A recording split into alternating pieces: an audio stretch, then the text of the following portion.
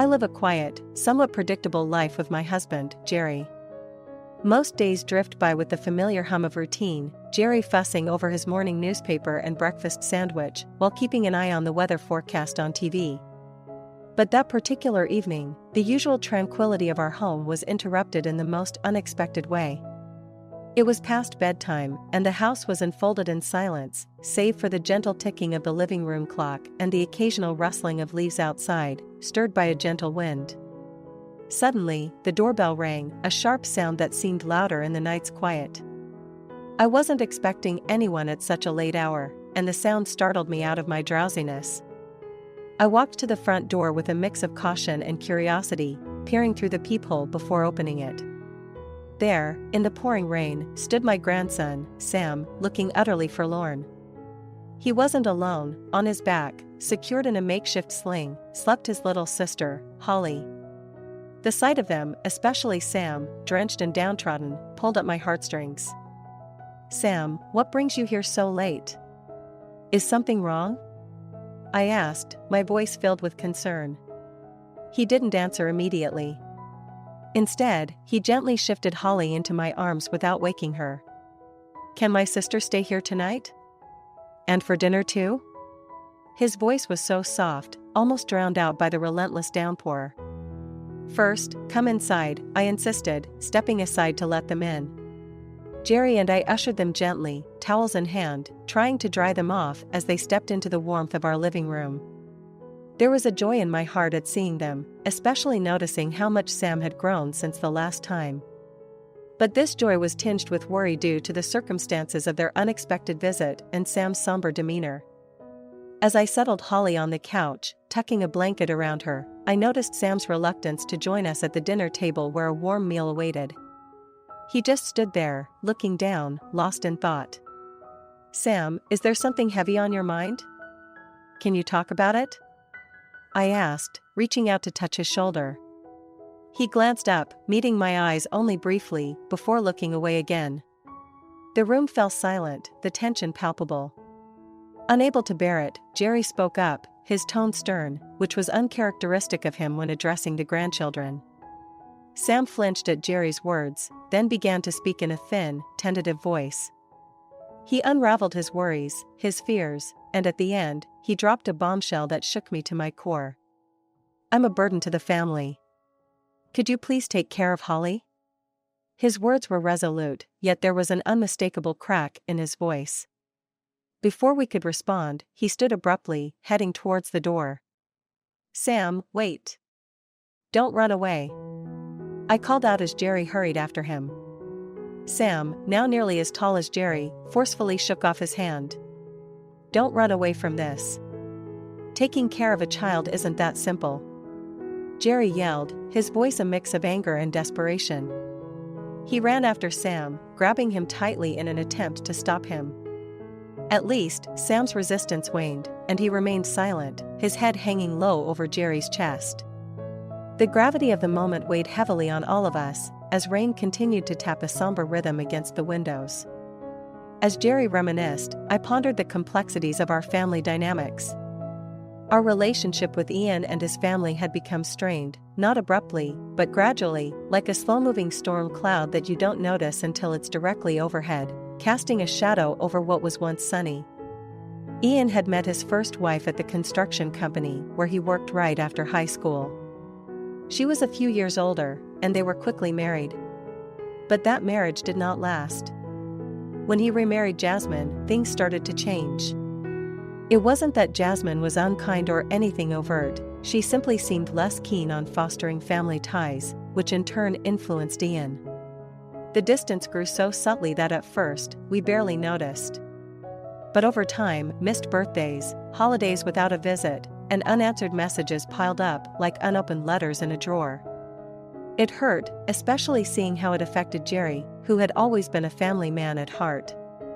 "Now he's a high school freshman," Jerry continued, his thoughts on Sam bringing a wistful smile to his face. "He probably understands now that tuna fishing isn't so simple."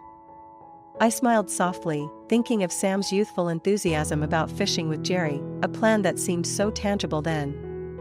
When you retire, you'll have plenty of time to make good on that promise, I reassured him, though I wondered if that gap could still be bridged after all this time. Jerry nodded, taking a slow sip of his tea. His gaze lingered on the family photo, the smiles captured in it belying the complexity of the relationships behind those happy faces. Carolyn, it might be wise not to hang the laundry outside today, Jerry repeated, snapping me back to the present. I looked out the window at the sky, heavy with the promise of rain, mirroring my thoughts, clouded and unsure. Yes, I suppose you're right, I replied, my voice carrying a mixture of agreement and resignation. The laundry would have to wait, much like many things in our life seem to be waiting, for the right moment, for a mending of ways, for new beginnings after Jerry's retirement. As these thoughts swirled in my head, I glanced at the newspaper Jerry had left on the table, smeared slightly with the remnants of his breakfast sandwich. Decide whether you're reading it or eating it, please, I teased, trying to lighten the mood. Jerry chuckled, a brief sound that didn't quite mask the underlying sadness. Some habits are hard to break, he said, his eyes not meeting mine. In that moment, I realized that retirement for Jerry wouldn't just be about finding hobbies or keeping busy. It would be about reconnecting, rebuilding, perhaps not just with hobbies, but with our family too. As challenging as it might be, it seemed necessary, inevitable. Like the approaching storm, change was on the horizon, ready or not. Me wonder about the depth of his young mind. Sam, even as a child, had an unusual level of awareness and sensitivity. It was perhaps this quality that made him so endearing and also so concerning, as he seemed to carry a weight beyond his years. His mother, Ian's first wife, had been a pillar of strength and grace, even in her final days. Her serene acceptance of her fate and her concern for Sam and Ian's well-being left a profound impact on us all. Carolyn, please look after my son for me, she had said in the hospital, her voice steady despite the circumstances. It was a request I wouldn't deny. Her passing marked a significant change in our lives. Ian, swallowed by his grief and the demands of his job, struggled to maintain the balance at home. As a result, I found myself stepping into the role she had left vacant. Every day after my part-time job, I would head to their home, ensuring Sam had his meals, helped with his homework, and received the love and attention he needed. On weekends, when Ian was often caught up at work, Jerry and I gladly welcomed Sam to our home. It was during these times that Jerry and Sam grew especially close, their bond deepening over shared activities and conversations. Is there anywhere you'd like to go? Let's go wherever Grandpa and Grandma want to, Sam would say, always putting our preferences first. It was heartwarming, yet it made me reflect on how much he had to mature prematurely. He was just a child, yet he was always so considerate, always thinking of others, before himself. Sam's attentiveness wasn't just limited to us. He seemed to observe and process everything around him with a thoughtful demeanor. It was as if he was constantly learning, adapting, and trying to understand the adult world at such a young age. Indeed, the house was often filled with laughter, thanks to Ian's humor and Sam's cheerful presence. Despite the undercurrent of loss, we managed to create a loving environment for Sam. His mother had left him a legacy of strength and resilience, which was evident in how he carried himself.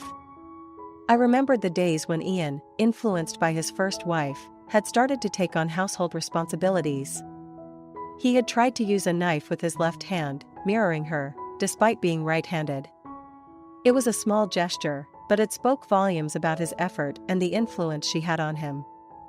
Thanks to Ian, our home is always filled with laughter, I had often remarked, appreciating the lightness he brought into our lives despite the challenges.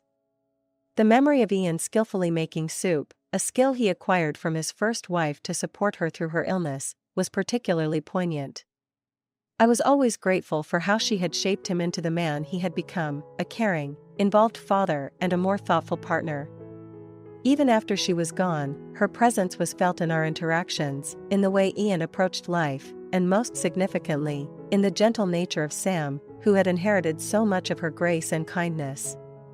Yes, I like it okay, Sam replied, his voice carrying a hint of reservation that didn't escape my notice.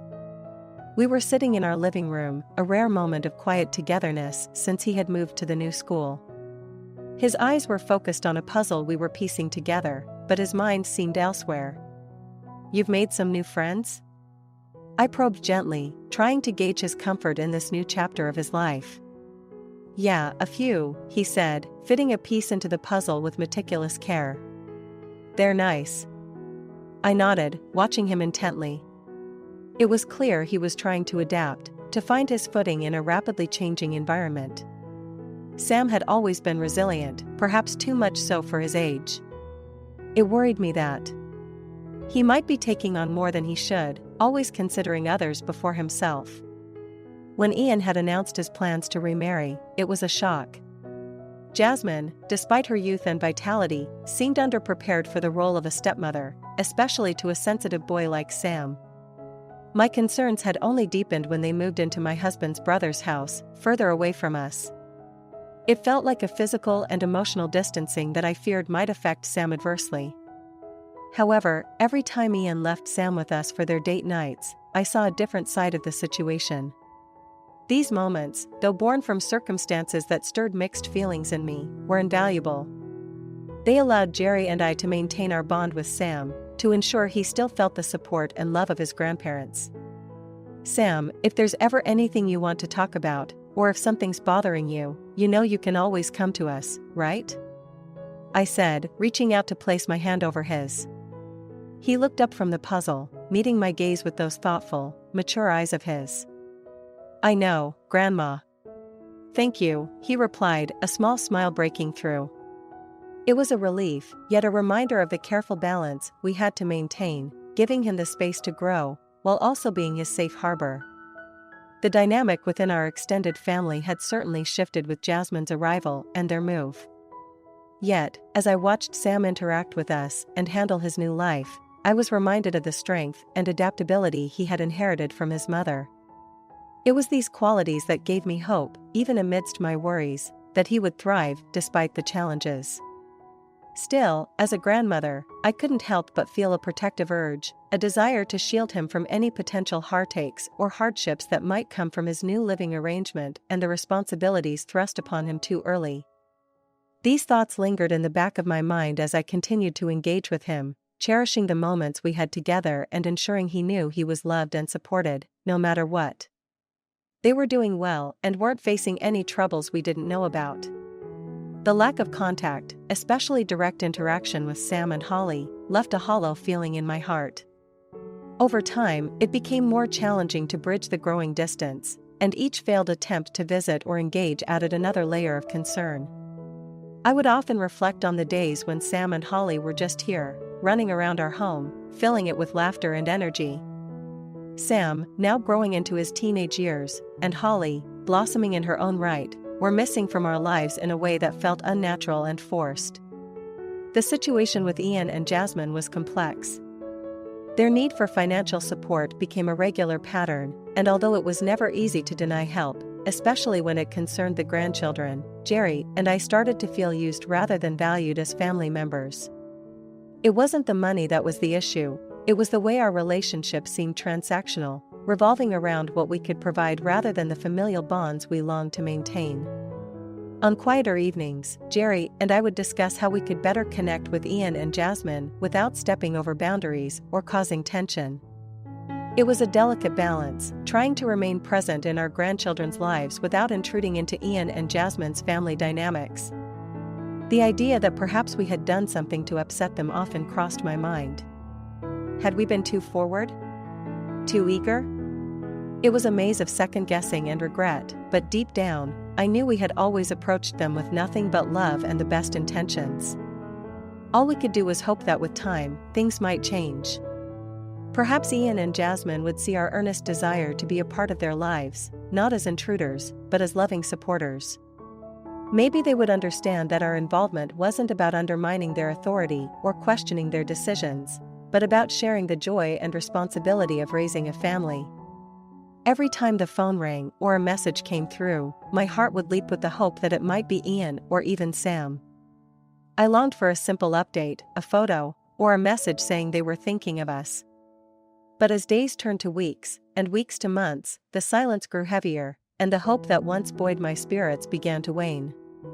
Yet, in the depths of that silence, my resolve grew. I would not let the current circumstances define our future relationship. Whether it took weeks, months, or even years, I was prepared to wait, to give them the space they seemed to need, while also remaining ready to open our doors and hearts the moment they chose to return. In the meantime, Jerry and I would keep the memories of our times together alive, cherishing each laugh, each hug, and every single day we had been blessed to share with Sam and Holly. Seeing Sam in such a state, with his clothes soaked and clinging to his tired frame, stirred a deep concern within me. The weight of Holly on his back, both literally and metaphorically, seemed immense for such a young boy. As we ushered them inside, I could see the weariness in Sam's eyes, a look that spoke volumes about the struggles they must have been facing, hidden from our view.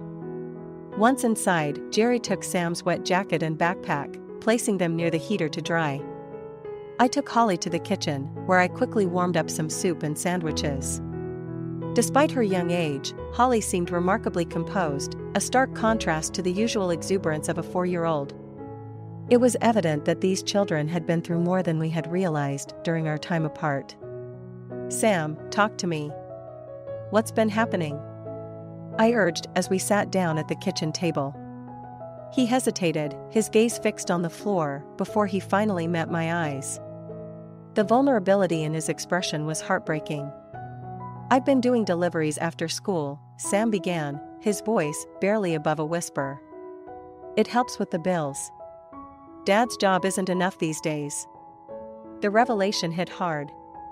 The money I had been sending for birthdays clearly wasn't sufficient to cover their needs.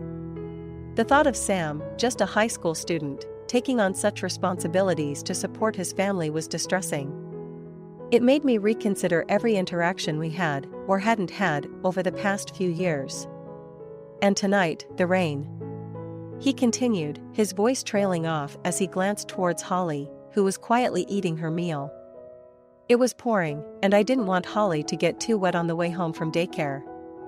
I didn't have enough for a taxi, so we had to walk until I saw the bus stop and waited there. That's when I decided to come here," Sam concluded, the weight of his day evident in his slumped posture. Jerry, who had been listening quietly, placed a comforting hand on Sam's shoulder. "You did the right thing coming here, Sam. You're both safe here, always." The room filled with an emotional silence, the only sound being the rain drumming relentlessly against the windows. As I watched Sam and Holly, a mix of relief and sorrow washed over me. Relief that they had come to us, to safety, and sorrow for all the unseen hardships they had endured. The reality of our grandchildren's lives, so different from the happy and carefree existence we had hoped for them, was a stark reminder of how distant Ian and Jasmine had allowed us to become. It was clear that moving forward, Jerry and I needed to be more proactive in our efforts to support Ian's family, not just financially, but emotionally and physically as well. As we settled the children for the night, my resolve strengthened. No matter the circumstances, Jerry and I would be there for Sam and Holly, offering them the stability and love they desperately needed. This unexpected visit, though born out of necessity and struggle, was a pivotal moment, realigning our priorities as grandparents and reaffirming our role in their lives. Hearing Sam's story unfold in such a raw and emotional way tore at my heartstrings. I couldn't believe that our absence had been framed as disinterest, rather than a result of the barriers Jasmine had put up.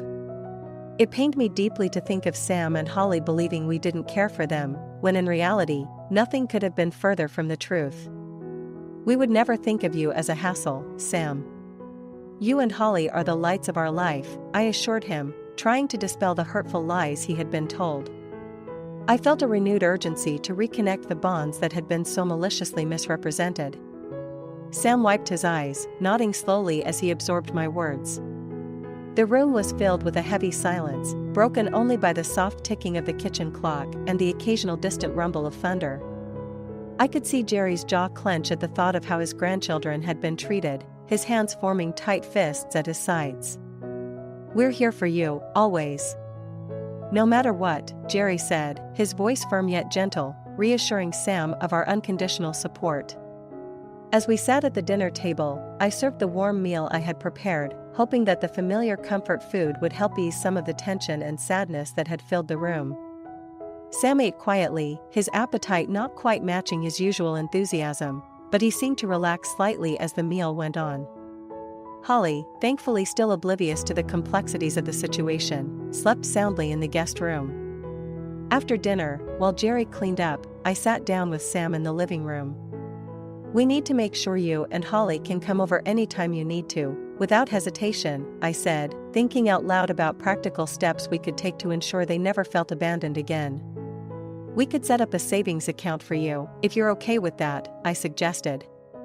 "A little emergency fund that you can access whenever you need it. For times like today, or just whenever you feel like you need a break or some support." Sam looked up, his eyes reflecting a mix of surprise and relief. "Really? Would that be okay?" "Of course," I assured him. "You're not alone in this. We want to help in more tangible ways." He nodded, the tension visibly easing from his shoulders. "Thank you, Grandma." I didn't know how much I needed to hear that until now. As we talked, plans began to form. We discussed regular visits, and possibly even weekend stays, making sure that Sam and Holly knew our home was always open to them. This time, we wouldn't let misunderstandings or manipulations keep us apart. It was clear that our role in their lives was crucial, now more than ever. We were determined to reclaim the time lost and mend the fractures that had formed in our family. "Not you. We never thought taking care of you and Holly would be a burden. We love you both more than words can express, and we always will." Sam's tears gradually subsided as he listened, his breathing slowing as the initial shock and hurt began to ebb away. It was clear that the misunderstandings and the distance had deeply affected him, shaping his perceptions and responses to our attempts to reconnect. "We've missed so much already, Sam," my husband continued, his voice thick with emotion. "We don't want to miss any more. No matter what's happened, we're your family, and that's never going to change." I held Sam close, feeling his body shake with each sob. It was a release of years of pent-up emotions, a mixture of sadness, betrayal, and relief. As he cried, I could feel the barriers between us beginning to crumble, the misunderstandings clearing as he finally understood our true feelings. After a while, Sam's crying ceased, and he pulled back slightly to look at us both. "I thought you didn't want us anymore," he whispered, the confusion still apparent in his voice. "That couldn't be further from the truth," I assured him. "We've tried everything we could think of to see you and Holly. Jasmine and your father, they made it difficult for us, and we're so sorry that caused you to feel abandoned." Sam nodded, processing this new information. "I just want things to be like they were when Mom was here," he said quietly, the longing clear in his voice. "We know, Sam, and we wish we could bring those days back," my husband said softly. "But while we can't change the past, we can work on making the future better. You and Holly are always welcome here, anytime, no questions asked. This is your home too." Sam looked around, perhaps seeing the familiar surroundings of our home in a new light. "Can I really come here whenever I want? Just to hang out, or if I need a break from everything?" "Absolutely," I replied without hesitation. "This door is always open to you and Holly. And if you need anything, help with school expenses, a meal, or just someone to talk to, we're here." For the first time that evening, a small, genuine smile tugged at Sam's lips. "Thank you, Grandma, Grandpa." I think I needed to hear that more than I realized. The conversation marked a turning point for us all. It was a promise, a commitment renewed. We would do everything in our power to support Sam and Holly, to ensure they never felt the sting of abandonment again. And though the road ahead might still hold challenges, we were ready to face them as a family, together. "Not yours." Ian's voice was cold, his posture stiff as he sat next to Jasmine. "You have no right to interfere in how we manage our family." Jerry's expression was grim, his fists clenched at his sides. "Managing? Is that what you call this?" He gestured around the cluttered, disheveled living room. "Your children were out in the rain, with no dinner, no care." I stepped forward, my heart racing, but my voice steady. "Ian, we're not here to fight. "We're here because Sam and Holly needed us tonight. They were cold, hungry, and scared." "Is this really the environment you want for them?" Jasmine, who had been silent, now spoke up with a dismissive wave of her hand, still holding her beer. "Look, Carolyn, you're blowing this out of proportion. Kids get upset, they run. That's normal." "Normal?" I echoed incredulously. "It's not normal for children to feel they have nowhere else to turn but to run to their grandparents' house in a storm. It's not normal for a brother to be so concerned about his sister that he risks his own health to protect her. This isn't about one bad night, Ian, Jasmine. This is about a pattern of neglect that we can no longer ignore."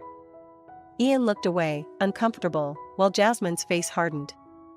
"You think you can just come here and judge us? You don't see the everyday. You don't know." "But we want to know," Jerry interjected. "We want to help, not just criticize. Let's find a solution that works for everyone, especially for Sam and Holly." The standoff lingered as tension simmered. Ian seemed torn, his gaze shifting between Jasmine and us. Finally, he spoke, his voice quieter. "What do you suggest?" "We suggest setting up regular visitation for us, so Sam and Holly have stability and another safe space. They need to know they have more than one place to turn to," I replied, trying to bridge the gap between us with a more constructive approach. "And," Jerry added, "we need transparency about their needs, financially and emotionally. We can help, you don't have to do this alone." Ian nodded slowly, considering our words. Jasmine seemed reluctant, but the seriousness of the situation was finally dawning on her as well. The conversation that night was difficult and fraught with emotional tension. Yet, it was a necessary step toward mending the fractured family dynamics. As we left Ian's house, the uncertainty of the outcome hung in the air like the mist of the earlier rain. But our resolve was clear: whatever it took, we would ensure that Sam and Holly had the love and support they needed to thrive. We drove home in silence, each lost in thoughts about the future, determined to follow through with our promise to protect and nurture our grandchildren, no matter the challenges ahead. We outlined our plans for Sam and Holly's ongoing education and well-being, ensuring that they would have all the necessary support to thrive, despite the upheavals they had faced. The lawyer was thorough, explaining each step of the adoption process and what it would entail. He also detailed the legal requirements for cutting off Ian and Jasmine's contact, which would require a court order given their parental rights. Although it was a daunting prospect to engage in such a legal battle, Jerry and I were steadfast in our commitment. "Our first priority is the children's well-being," I told the lawyer. "We need to ensure that Sam and Holly have a stable and loving environment. They've been through enough." Jerry nodded in agreement, his face set in a determined frown. "We're doing this not just because we want to, but because we have to. They need someone to fight for them, and we're here to do just that." The lawyer jotted down notes and nodded. "It's clear you both have the children's best interests at heart. I'll start drafting the necessary paperwork to begin the custody proceedings. It might be a challenging process, but given the circumstances, the court will likely see the merit in your case." In the days following our meeting with the lawyer, we prepared our home for the possibility of permanently welcoming Sam and Holly. We turned one of the spare rooms into a second bedroom for Holly, decorating it in bright colors and filling it with toys and books we thought she might like.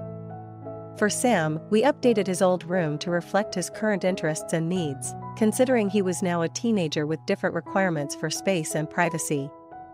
Throughout this time, our emotions swung between anger at Ian and Jasmine for their neglect and excitement at the prospect of having Sam and Holly with us full-time. Despite the turmoil, the house felt alive with the anticipation of their return. Finally, the day came for the court hearing.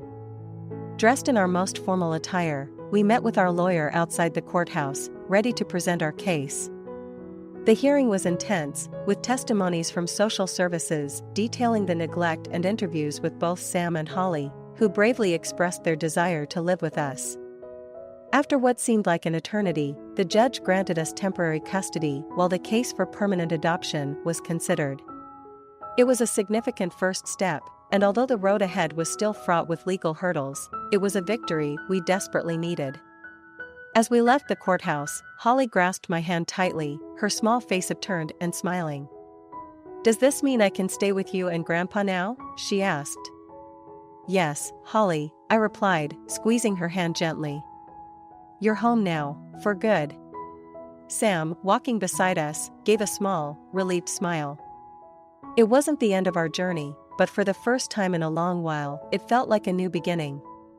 With the weight of the immediate legal concerns temporarily lifted, we could focus on healing and building a future together as a family. And nurture their dreams and ambitions in an environment of unconditional love and support. As we settled into this new chapter, the children's presence redefined the very essence of what home meant to us. Sam, now more engaged in his schoolwork and extra activities, began to show signs of true healing. The anxieties that once shadowed his expressions were gradually replaced by a brightness, a reflection of his newfound stability and happiness. His academic performance improved, and his teachers often remarked on his contributions in class and his growing leadership qualities. Holly, with her innate empathy and keen sensitivity, blossomed in an environment where she felt seen and cherished. Her kindergarten teachers were full of stories about how she helped other children and how quickly she learned.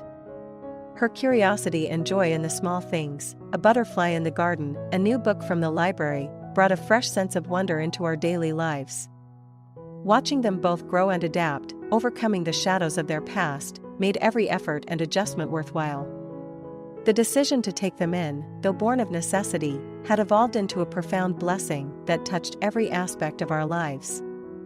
"Grandpa, can we go fishing again next Saturday?" Sam would ask, his eyes alight with anticipation. The fishing trips had become more than just a pastime, they were a symbol of the bond he shared with Jerry, a time for conversations not just about fish, but about life, dreams, and sometimes, the past. "Of course, Sam. You know, catching fish is much like tackling challenges in life, patience, resilience, and sometimes, knowing when to let go," Jerry would respond, imparting bits of wisdom in his gentle way. Holly, always wanting to be part of the adventures, insisted on learning how to fish too. One sunny morning, she managed to reel in her first small fish, her face a mixture of surprise and pride. "I did it, Grandma. I caught one," she exclaimed, holding up her prize for all to see. These moments, simple yet profound, filled our days with joy and laughter, pushing the darker memories further into the background. Life with Sam and Holly was not without its challenges, but each hurdle crossed seemed to strengthen the bonds between us. As I watched them from the kitchen window one afternoon, playing in the yard under the golden sunlight, I reflected on how far we had come. The worries that once loomed large about our capacity to provide them with what they needed had dissipated, replaced by a confident commitment to their well-being and happiness. In this home, they had found more than just safety, they had found a place where they could heal, grow, and dream.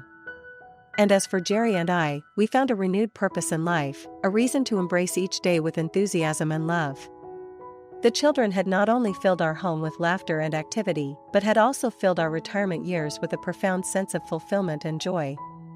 As the seasons changed and we watched Sam and Holly thrive, we knew that this home, once just a place of residence, had truly become a sanctuary, a haven not just from the physical storms of the world, but from the emotional and psychological tempests they had weathered. Our commitment to them was unwavering, and together, we looked forward to the future, whatever it might bring, with optimism and an unbreakable